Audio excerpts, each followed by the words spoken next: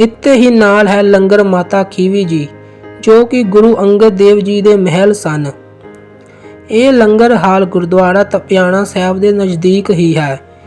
ਸ਼੍ਰੀ ਗੁਰੂ ਅੰਗਦ ਦੇਵ ਜੀ ਜਿੱਥੇ ਸੰਗਤ ਨੂੰ ਆਤਮਿਕ ਖੁਰਾਕ ਨਾਮ ਦਾ ਲੰਗਰ ਵੰਡਦੇ, ਉੱਥੇ ਹੀ ਮਾਤਾ ਖੀਵੀ ਜੀ ਗੁਰੂ ਕੇ ਲੰਗਰ ਵਿੱਚ ਘਿਓ ਵਾਲੀ ਖੀਰ ਵਰਤਾ ਕੇ ਸੰਗਤ ਨੂੰ ਸਰੀਰਕ ਤੌਰ ਤੇ ਮਜ਼ਬੂਤੀ ਪ੍ਰਦਾਨ ਕਰਦੇ।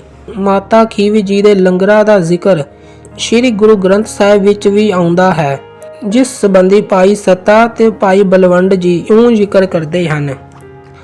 ਬਲਵੰਡ ਖੀਵੀ ਨੇਕ ਜਨ, ਜਿਸ ਬਹੁਤੀ ਛਾਉ ਪੜਤਾਲੀ, ਲੰਗਰ ਦੌਲਤ ਵੰਡੀਐ, ਰਸ ਅੰਮ੍ਰਿਤ ਖੀਰ ਇਆਲੀ। ਇਸ ਲੰਗਰ ਹਾਲ ਦੇ ਨੇੜੇ ਹੀ ਮਾਤਾ ਖੀਵੀ ਜੀ ਦੀ ਯਾਦਗਾਰੀ ਖੂਹੀ ਹੈ।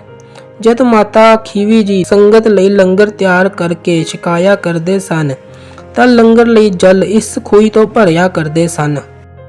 ਸਤਨਾਮ ਸ਼੍ਰੀ ਵਾਹਿਗੁਰੂ, ਸਤਨਾਮ ਸ਼੍ਰੀ ਵਾਹਿਗੁਰੂ, ਸਤਨਾਮ ਸ਼੍ਰੀ ਵਾਹਿਗੁਰੂ, ਸਤਨਾਮ ਸ਼੍ਰੀ ਵਾਹਿਗੁਰੂ, ਸਤਨਾਮ ਸ਼੍ਰੀ ਵਾਹਿਗੁਰੂ, ਸਤਨਾਮ ਸ਼੍ਰੀ ਵਾਹਿਗੁਰੂ।